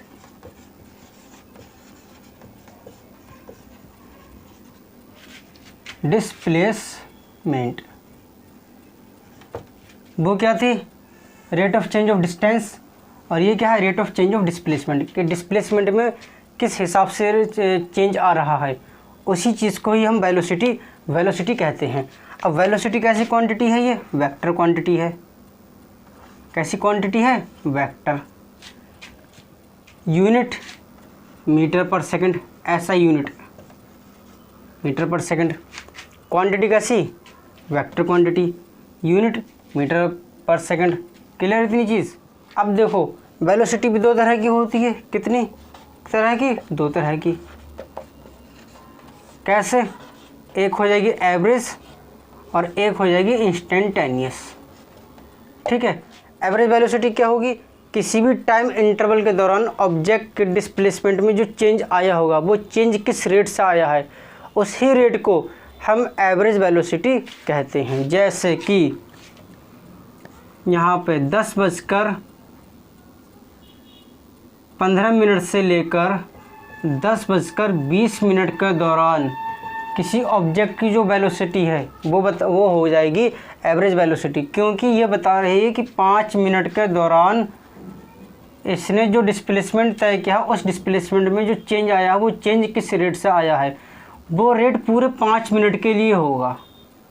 लेकिन अगर मैं ये कहूँ कि 10:15 पर ये वेलोसिटी है, तो वो क्या है, खास इसी टाइम पर है, इसी इंस्टेंट को शो कर रही है, वो किसी और इंस्टेंट को शो नहीं कर रही है। ठीक है, तो ये हो जाएगी इंस्टेंटेनियस वेलोसिटी। जैसे इंस्टेंटेनियस स्पीड होती है वैसे इंस्टेंटेनियस वेलोसिटी, जैसे एवरेज स्पीड होती है वैसी एवरेज वेलोसिटी। क्लियर। बस इसमें rate of change of displacement आता है, वहाँ पे rate of change of distance आता है। बाकी सारी चीज़ें सेम रहेंगी। कि इसके लिए भी एवरेज वेलोसिटी का फार्मूला क्या बनेगा तुम्हारा, यही बनेगा कि v2 माइनस का v1 अपॉन t2 माइनस का t1। क्लियर। और यहाँ बन जाएगा v instant limit del t tends to 0 और del v over del t, और ये हो जाएगा डेल s, और ये हो जाएगा ds over dt, v instantaneous. ठीक, समझ में आ रही है इतनी चीज़। ग्राफ के तरीके से अगर शो करें तो ग्राफ ऐसा होगा कि यह है पोजीशन, यह है टाइम, इस पॉइंट से इस पॉइंट के बीच में निकाल रहे हो तुम, ए से बी के बीच में अगर, तो इस पूरी लाइन का स्लोप जो हो जाएगा वो बताएगा, एवरेज वेलोसिटी बताता होगा। क्योंकि ये देखो इन दो पॉइंट्स के बीच में बता रहा है ये, और ये दो पॉइंट्स अगर हम देखें टाइम के हिसाब से तो इसमें क्या बता रहा है, इसका आएगा कोऑर्डिनेट, टाइम कोऑर्डिनेट आएगा ये t1 होगा, और इसका आएगा टाइम कोऑर्डिनेट ये t2 आएगा। और दोनों में बहुत ज़्यादा फ़र्क है, t1 और t2 में बहुत फ़र्क है। या ऐसे कह लो T2 और T1 में बहुत फ़र्क है। यानी कि ये क्या होगा, एक पर्टिकुलर इंस्टेंट नहीं होगा बल्कि पर्टिकुलर इंस्टेंट से भी बहुत बड़े टाइम इंटरवल में जो डिस्प्लेसमेंट में चेंज आ रहा है, तो डिस्प्लेसमेंट के चेंज किस रेट से आ रहा है उस रेट को बताएगा बहुत बड़े समय के लिए। ठीक, वहीं पर अगर ये कर दिया जाए टाइम इंटरवल बहुत छोटा कर दिया जाए, यानी कि T1 यहाँ हो जाए, T2 यहाँ कहीं हो जाए, तो ये 2 पॉइंट क्या होंगे, बहुत करीब आ जाएंगे। यानी कि लगभग ऐसा लगेगा जैसे 1 पॉइंट है, तो ये क्या लगेगा, तो मैं टेंजेंट की तरह बिहेव करेगा। तो अब टेंजेंट का जैसे इस टेंजेंट का जो स्लोप होगा वो बताएगा इंस्टेंटेनियस वेलोसिटी, क्योंकि ये जो टेंजेंट है किसी एक पॉइंट को टच करते हुए निकलता है। यानी कि ये क्या बता रहा है तुम्हारा, किसी एक पर्टिकुलर इंस्टेंट पर जो ऑब्जेक्ट के डिस्प्लेसमेंट में चेंज आ रहा है उस चेंज के रेट को किसी एक पर्टिकुलर इंस्टेंट पर बता रहा है। किस पर, पर्टिकुलर इंस्टेंट पर ये बता रहा है। तो ये हो जाएगी तुम्हारी इंस्टेंटेनियस वेलोसिटी। क्लियर थी चीज़। अब हम करते हैं वेलोसिटी और स्पीड के बीच में कुछ डिफरेंस। तो यहाँ लिख लेते हैं स्पीड और यहाँ लिख लेते हैं हम velocity.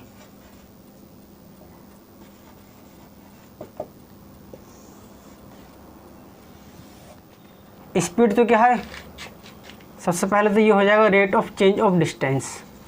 Rate of change of distance है ये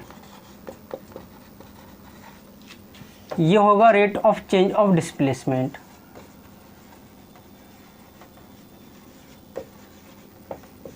rate of change of displacement ये क्या है, स्केलर क्वांटिटी है, ये वेक्टर क्वांटिटी है। देखो स्पीड क्या है तुम्हारी, स्पीड हमेशा ही पॉजिटिव रहेगी, स्पीड हमेशा ही पॉजिटिव रहेगी। ठीक है, वेलोसिटी क्या होगी, पॉजिटिव भी हो सकती है, ज़ीरो भी हो सकती है, नेगेटिव भी हो सकती है। क्लियर इतनी चीज़।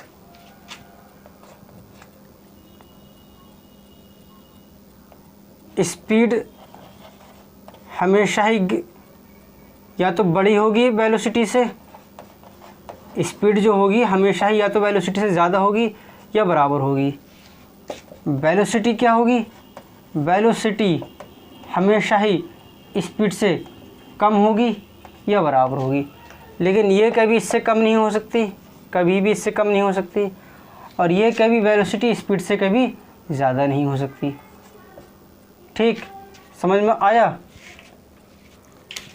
वेलोसिटी ज़ीरो कब बनेगी, ऑब्जेक्ट जहाँ चली लौट के वहीं आ गई, तो ये हो जाएगी तुम्हारी एवरेज वेलोसिटी। जैसे ऑब्जेक्ट यहाँ से चली और यहाँ पर वापस आ गई, तो डिस्प्लेसमेंट कितना हो गया, ज़ीरो।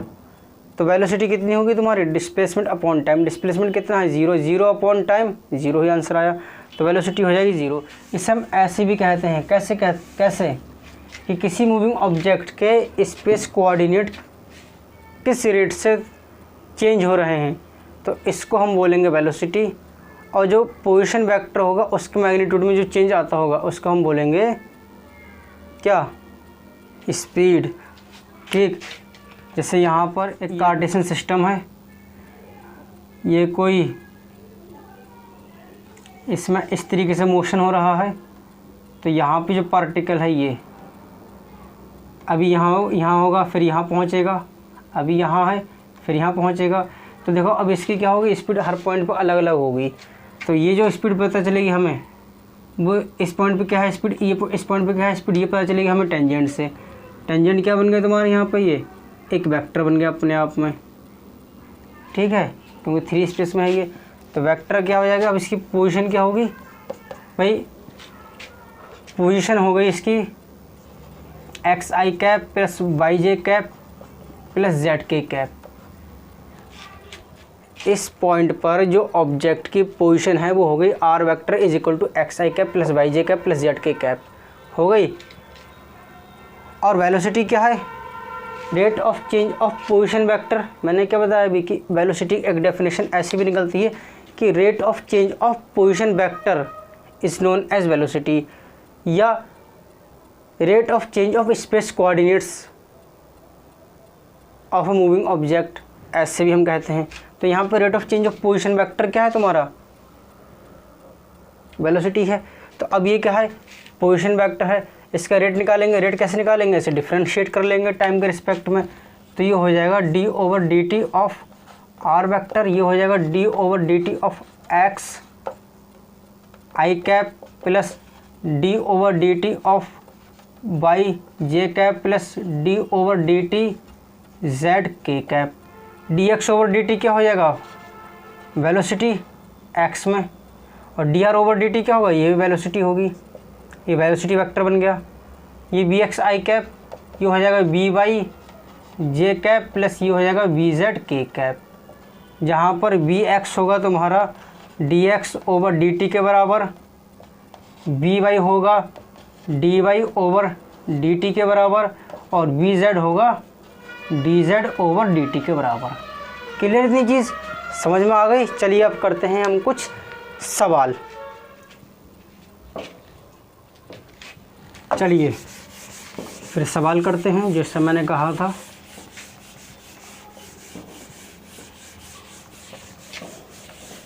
क्या करेंगे, स्वैग से करेंगे, सबका स्वागत नहीं, सवाल ही सवाल करना है बस हमें।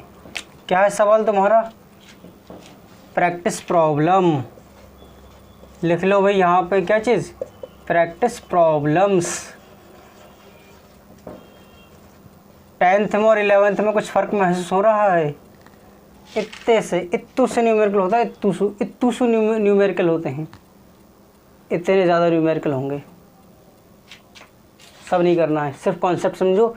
एक जैसे न्यूमेरिकल हो, एक जैसे न्यूमेरिकल्स हो छोड़ दो, अलग कॉन्सेप्ट हो कर लो। प्रैक्टिस प्रॉब्लम्स में देखो, एक कार है कोई, ये सिटी ए से सिटी बी की तरफ जा रही है, सिटी ए से सिटी बी की तरफ जा रही है कार। तो जब ए से बी की तरफ जा रही है तब इसकी ये जा रही है 10 मीटर पर सेकंड से, और जब बी से ए की तरफ आ रही है तब आ रही है 20 मीटर पर सेकंड की स्पीड से। तो पूरी जर्नी के दौरान हमें निकालना है इसकी एवरेज स्पीड। क्या चीज़, एवरेज स्पीड। पूरी जर्नी के दौरान हमें इसकी एवरेज स्पीड निकालनी है। निकालो ज़रा इसकी एवरेज स्पीड क्या होगी। चलो मैं कराता हूँ, तुमसे नहीं करवाऊँगा मैं ये, कि वी ए से बी की तरफ जब जा रही है, ऐसे लिखता हूँ बड़ा करके, वेलोसिटी जब ऑब्जेक्ट या कार ए से बी की तरफ जा रही है तब है 10 मीटर पर सेकंड, और v जब b से a की तरफ आ रही है तब यह है 20 मीटर पर सेकंड।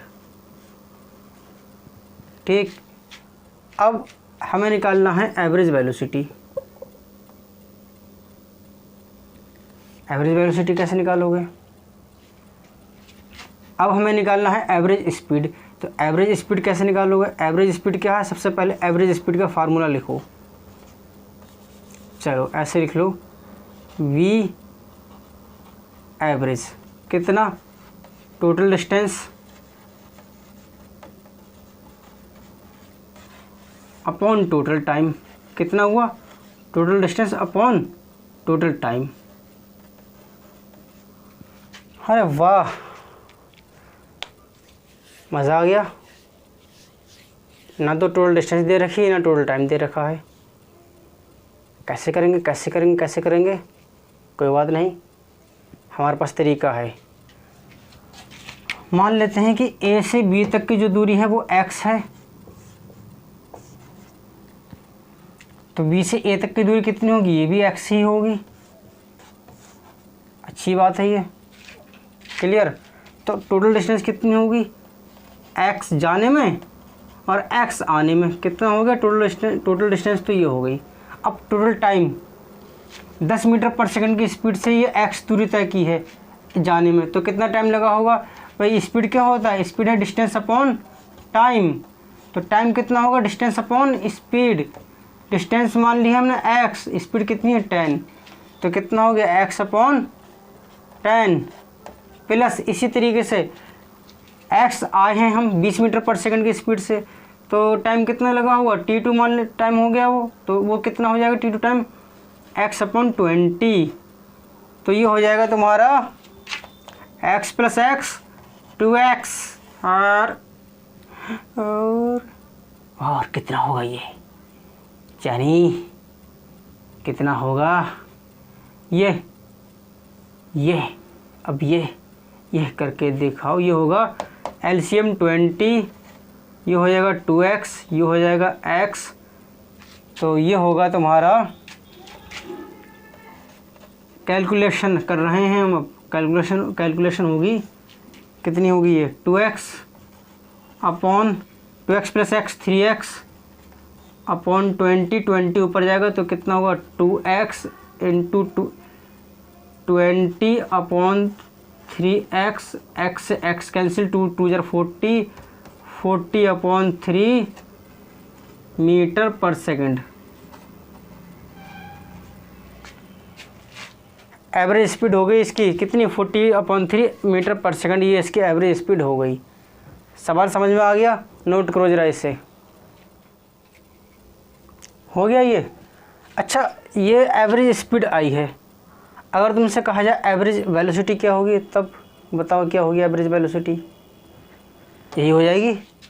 हाँ सर यही होगी, शाबाश। इसी को तो कहते हैं कॉन्सेप्ट प्लस। सर क्यों, क्या हुआ, गलत कह दिया कुछ? हाँ गलत कहा तुमने, एवरेज वेलोसिटी होगी 0। कि एवरेज वेलोसिटी क्या होती है, एवरेज वेलोसिटी होती है total displacement upon total time. तो टोटल डिस्प्लेसमेंट क्या है, जहाँ चली थी वहीं वापस आ गई 0, तो एवरेज वेलोसिटी हो गई 0। एवरेज स्पीड है ये 40/3 मीटर/सेकंड।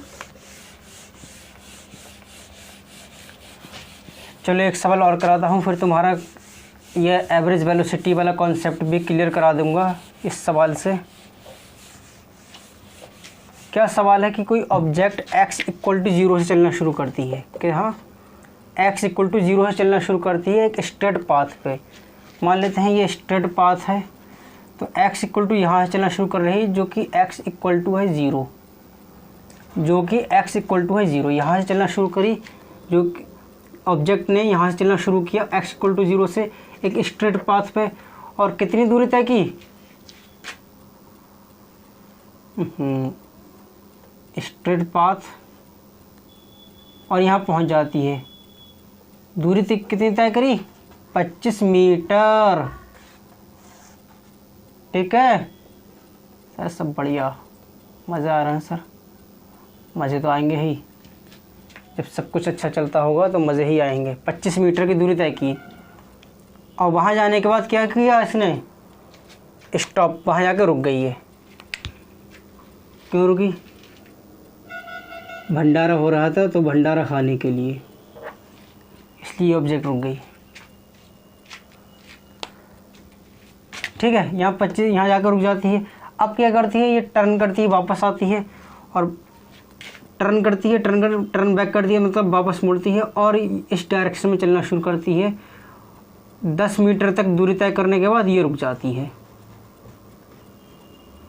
ठीक, और इस पूरे मोशन के दौरान, मतलब यहाँ से यहाँ जाने में और फिर वापस यहाँ तक आने में टाइम जो लगा, टाइम लगे सिर्फ मात्र बहुत ही खुशी की बात है कि 10 सेकंड्स।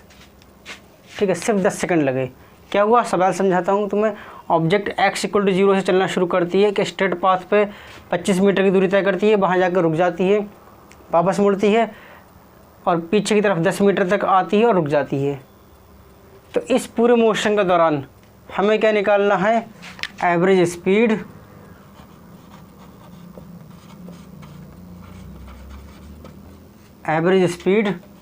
और average velocity.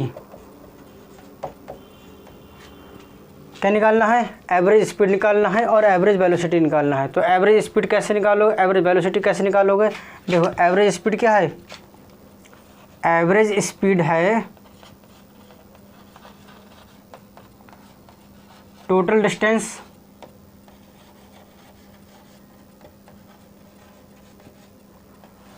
Upon total time, ये हो गई एवरेज स्पीड। तो टोटल डिस्टेंस कितनी हो गई भाई, यहाँ से यहाँ डिस्टेंस क्या होती है, length of the actual path covered. जितने भी पाथ, जिस भी रास्ते पे हम चले, जितना भी रास्ता हमने तय किया, उस रास्ते की लेंथ को ही हम क्या बोलते हैं, टोटल डिस्टेंस। तो कितना रास्ता तय किया, 25 तो ऐसा हो गया और 10 पीछे आई, तो 25 + 10 कितना होगा, 35, यानी 35 अपॉन टोटल टाइम कितना लगा है, 10 सेकेंड्स। कितना हो गया, 3.5 मीटर पर सेकंड। ये हो गई इसकी एवरेज स्पीड।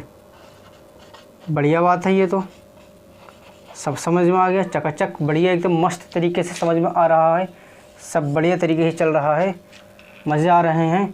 अब विश्वास हो गया है, मैं आईआईटी भी निकाल लूँगा और आईआईटी निकालने के बाद प्रिया से शादी भी हो जाएगी मेरी। अब विश्वास होने लगा है। नहीं, ज़्यादा विश्वास हो गया ये। प्रिया तुझे पहली बार में रिजेक्ट कर देगी, तेरा थोबड़ा ही ऐसा है कुछ, क्या करें। तो एवरेज वेलोसिटी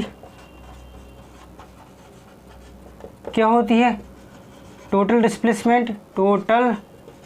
डिस्प्लेसमेंट शॉर्ट में लिखते रहा हूँ, अपॉन टोटल टाइम। क्या होता है टोटल डिस्प्लेसमेंट, अभी बताया है तुम्हें। डिस्प्लेसमेंट क्या होता है, जस्ट अभी बताया है तुम्हें। बताओ ज़रा डिस्प्लेसमेंट क्या होता है, टाइप करो ज़रा। सर मैं वो भूल गई।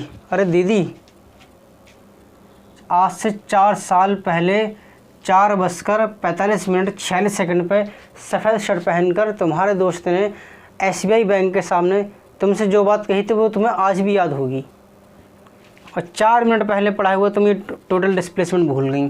दीदी तुमसे कैसे निकलेगा ये मेंस, कैसे निकलेगा दीदी तुमसे। नहीं सर हम निकाल लेंगे। निकाल तो लोगी, लेकिन कैसे। सॉरी सर, कोई बात नहीं, इट्स ओके। आगे से ध्यान देते हुए चलना। टोटल डिस्प्लेसमेंट मैंने बताया अभी तुम्हें कि SC वर्मा सर ने एक बहुत बेहतरीन बात लिखी है कि एक ऐसी स्ट्रेट लाइन की लेंथ जो कि इनिशियल पॉइंट और फाइनल पॉइंट को आपस में जोड़ती हो, उस स्ट्रेट लाइन की लेंथ को ही हम डिस्प्लेसमेंट कहते हैं। तो अब इनिशियल पॉइंट क्या है, ये है। फाइनल पॉइंट क्या है, ये है फाइनल पॉइंट। इनिशियल पॉइंट ये है, फाइनल पॉइंट क्या है, ये है। इन दोनों के बीच की स्ट्रेट लाइन, इन दोनों पॉइंट को जोड़ने वाली स्ट्रेट लाइन क्या है, ये है। इसकी लेंथ कितनी हो जाएगी, निकाल लेते हैं। देखो पूरी 25 है, यहाँ से लेके पूरी 25 है, यहाँ से लेके यहाँ तक कितनी है, 10 है। 25 माइनस का 10 कितना हो जाएगा, 15 मीटर। तो डिस्प्लेसमेंट टोटल कितना हो गया, 15। टाइम कितना हो गया, टाइम 10 सेकंड्स ही है। तो 1.5 मीटर पर सेकंड ये हो गई हमारी एवरेज वेलोसिटी। तो एवरेज वेलोसिटी का कॉन्सेप्ट क्लियर हो गया। आई थिंक तुम्हें एवरेज वेलोसिटी का कॉन्सेप्ट क्लियर हो गया होगा। अब हम करेंगे इस पर ही बेस्ड कुछ और सवाल, पहले इसे नोट कर लो। हो गया, चलिए करते हैं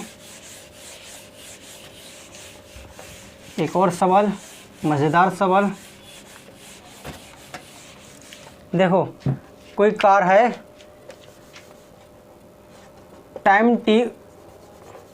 कोई कार है जो कि स्ट्रेट लाइन पाथ पर मूव कर रही है। ये स्ट्रेट पाथ है, A B, ये मूव कर रही है इस पाथ पर। तो T1, तो ये B1 स्पीड से T1 समय तक मूव करती है। B1 स्पीड से एक कार स्ट्रेट पाथ पर मूव कर रही है इस तरीके से कि B1 स्पीड से T1 टाइम तक ही चलती है। उसके बाद B2 स्पीड से चलती है, वो भी T2 इसी T1 टाइम के से ही चलती है।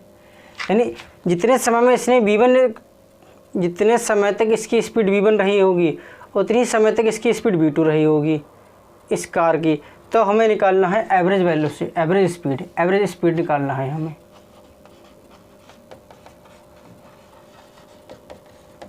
तो एवरेज स्पीड क्या होगी, एवरेज स्पीड हो जाएगी total distance upon total time.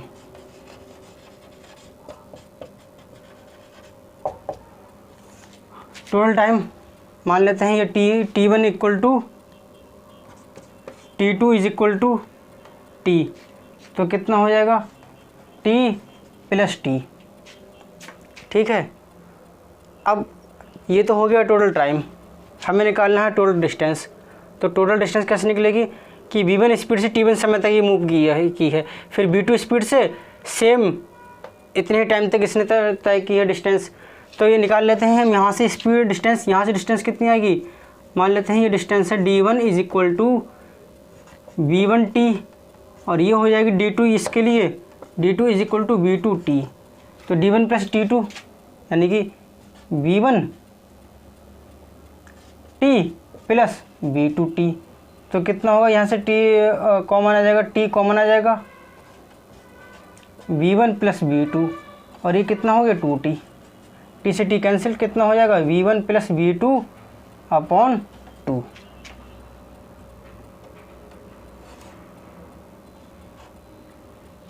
यहाँ लिख देता हूँ मैं इसका आंसर, यहाँ लिख देता हूँ answer v1 plus v2 upon 2।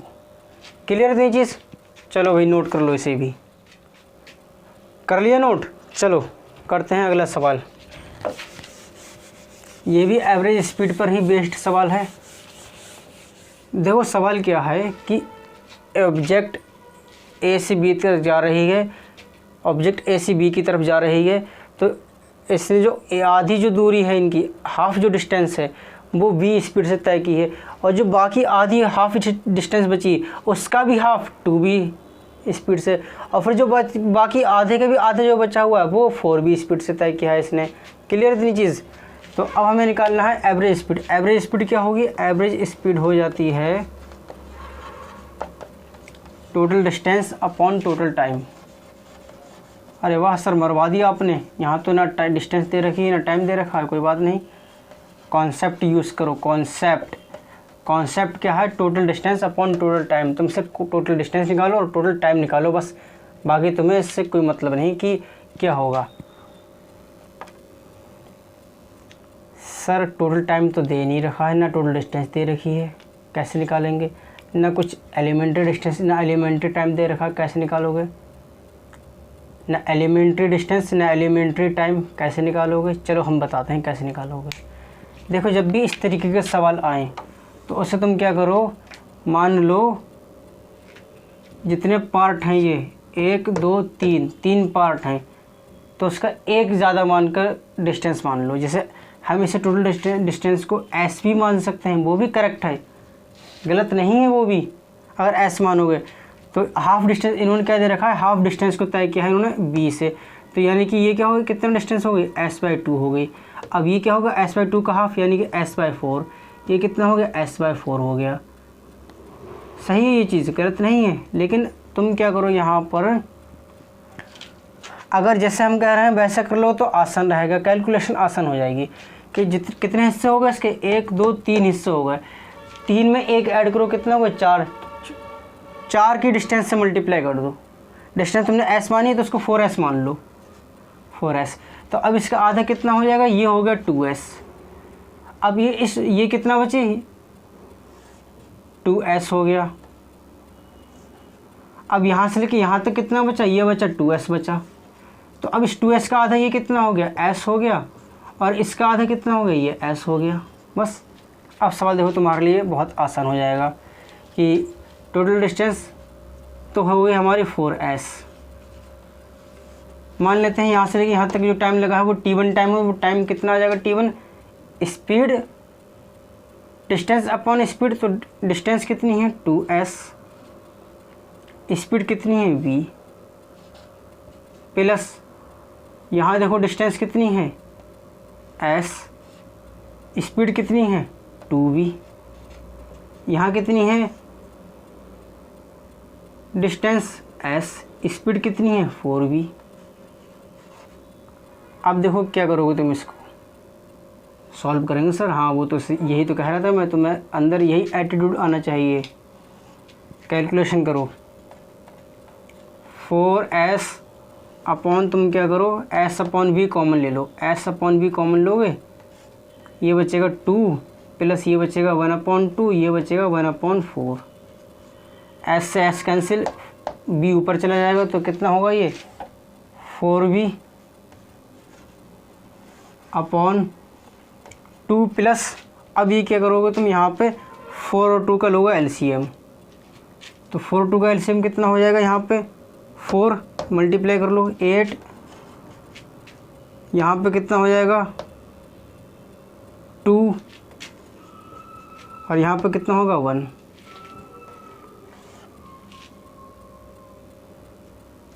Upon कितना हो गया ये हो जाएगा 4, कितना होगा ये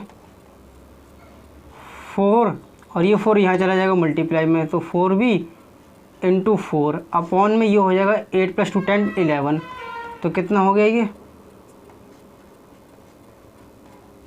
16b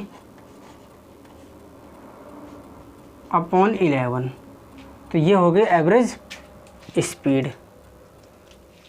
क्लियर दीजिए, करो इसे नोट। तो आज के लेक्चर हम करते हैं यहाँ पर ही कंप्लीट। आज के लेक्चर में हम सिर्फ इतना ही रखेंगे। मिलते हैं आपसे अगले लेक्चर में एक्सीलरेशन के साथ, जिसमें हम एक्सीलरेशन करेंगे और कुछ एक्सीलरेशन पर बेस्ड बढ़िया बढ़िया सवाल करेंगे। तब तक के लिए बाय, मेहनत जारी रखें। आईआईटी मनपसंद आईआईटी कॉलेज में मनपसंद ट्रेड में जो आपकी सीट है उस सीट के लिए मेहनत करते रहें। बाय।